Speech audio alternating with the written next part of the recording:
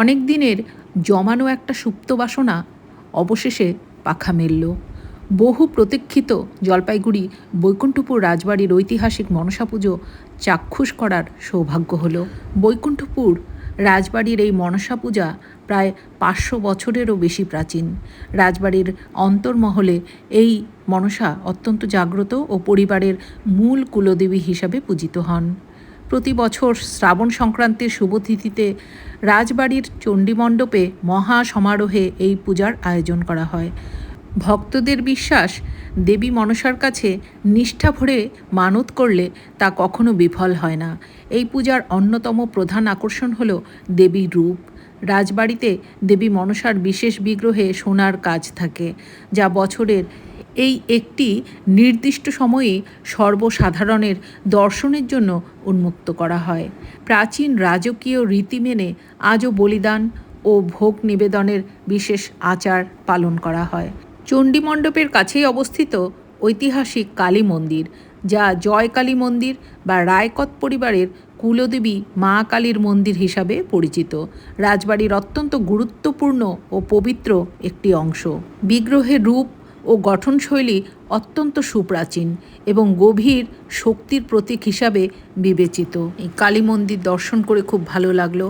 যা হোক, উত্তরবঙ্গের বিভিন্ন প্রান্ত থেকে এই মনসা পুজোর দিনে হাজার হাজার মানুষ এই দিনে রাজবাড়ির প্রাঙ্গণে ভিড় জমান।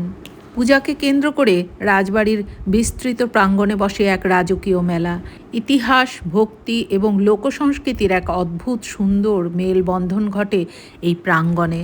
ওই যে এগিয়ে আসছেন জলপাইগুড়ি বৈকুণ্ঠপুর রাজবাড়ির প্রবীণ উত্তরসূরি এবং রাজপরিবারের সম্মানিত সদস্য প্রণত কুমার বসু মহাশয়। তিনি এখনও বৈকুণ্ঠপুর রাজপরিবারের ঐতিহ্য, রাজবাড়ির সম্পত্তি পরিচালনা এবং শতাব্দী প্রাচীন পূজা পার্বণের যেমন দুর্গাপূজা ও মনসা পূজা রীতিনীতি ও তত্ত্বাবধানে যুক্ত রয়েছেন। তিনি পুজোয় বসলেন। ওনাকে পুজো করাচ্ছেন রাজপরিবারের পুরোহিত শিবু ঘোষাল মহাশয়।